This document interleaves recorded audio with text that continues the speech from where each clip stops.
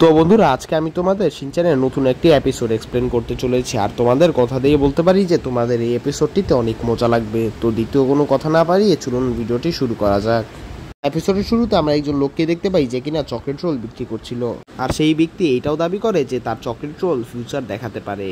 সেই লোক দাবি করে যে রোলের একটা ছিদ্র দিয়ে দেখলে আরেকটা ছিদ্র দিয়ে ফিউচার দেখা যায়। আর তখন শিনচান ও তার বন্ধুরা দাঁড়িয়ে গল্প শুনতে থাকে। আর তখনই সেই লোকটা বলে ওঠে যে তোমরা যদি এই রোলটিকে নিতে চাও তাহলে তোমাদের টাকা দিতে হবে। আর এই কথা শুনে মাসাও অনেকটাই অবাক হয়ে যায়, কারণ তার কাছে কোনো টাকা ছিল না।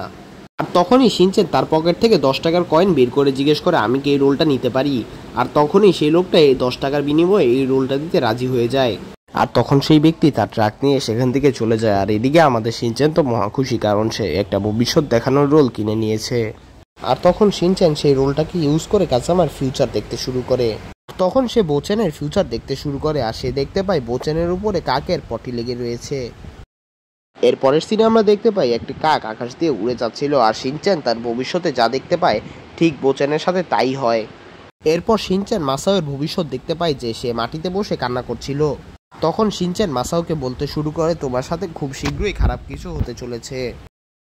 আর তখনই মাসাও একটা পাথরের সাথে হোঁচট খেয়ে মাটিতে পড়ে যায়। আর তখন সে কাঁদতে শুরু করে। আর এই জিনিসটা একবারে অ্যাকুরেট হয় যেমনটা শিনচ্যান মাসাওয়ের ভবিষ্যতে দেখেছিল।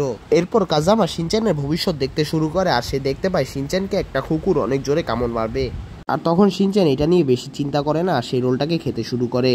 তখনই আমরা দেখতে পাই শিনচ্যানের দিকে একটা কুকুর দৌড়ে আসছিল, কিন্তু তখনই সেই কুকুরটা থেমে যায় কারণ তার মালিক তাকে ধরে ফেলেছিল। এরপরে মাসাও শিনচ্যানের ভবিষ্যৎ আবারও দেখতে শুরু করে। আর সে দেখতে পায় শিনচ্যান ন্যানির সাথে ঘর খেলছিল। আর যখন মাসাও এই কথাটা সবাইকে বলে তখন শিনচ্যান এই কথাটাকে মজা মনে করে আবারও রোলটা খেতে শুরু করে। কিন্তু তখনই সবাই দেখতে পায় ন্যানি তার গেমের স্ক্রিপ্ট নিয়ে তাদের দিকে দৌড়ে আসছিল।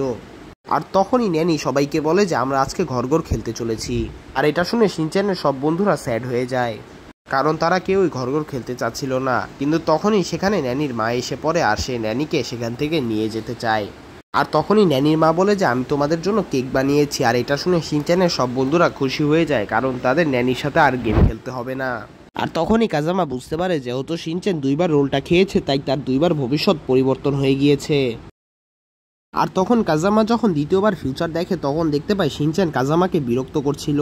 আর তখনই কাজামা শিনচ্যানকে একটা ধাক্কা দেয়, যার কারণে শিনচ্যান গিয়ে একটা ট্রাকের নিচে পড়ে।